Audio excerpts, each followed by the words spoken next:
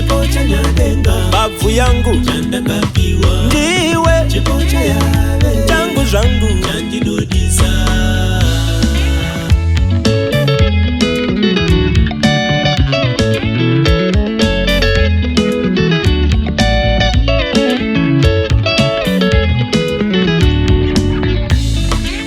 Ziripo dzimwe shamwari hadzidi chakanaka, dzinorwadziwa. Usacheme iyi ndokuda ai helele usacheme iyi ndokuda ai helele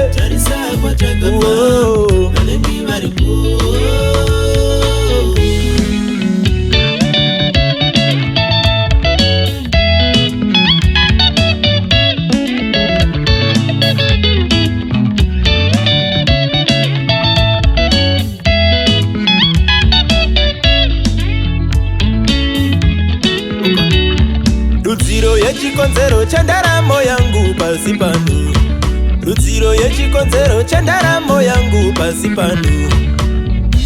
Usacheme iyi ndokuda ai helele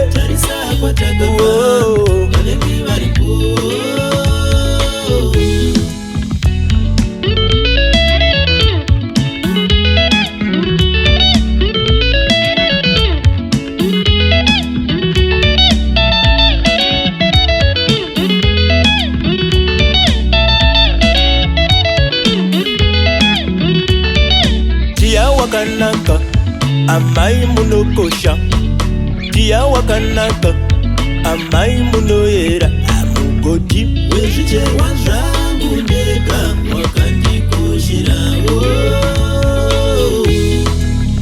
Ndiwe chipo cha nyadenga, bavu yangu chandakapiwa, ndiwe chipo cha yave, changu zvangu chandinodisa.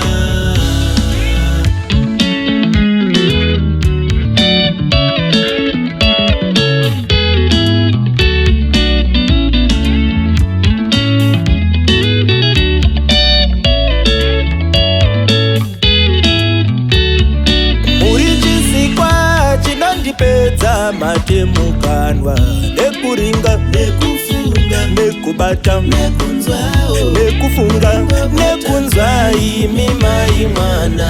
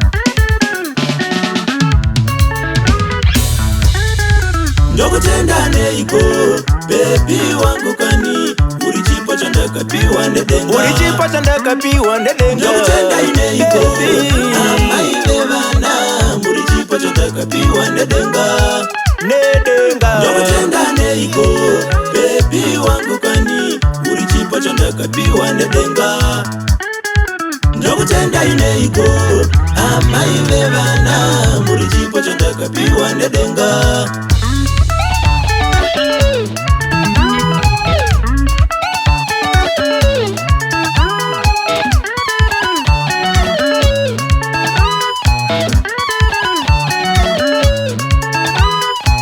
mushamukazi unoda ushingi uvimbikane kuzvininipisa miedzo unokunda mushamukazi unoda ushingi uvimbikane kuzvininipisa miedzo unokunda mushamukazi unoda ushingi uvimbikane kuzvininipisa miedzo unokunda mushamukazi unoda ushingi uvimbikane kuzvininipisa miedzo unokunda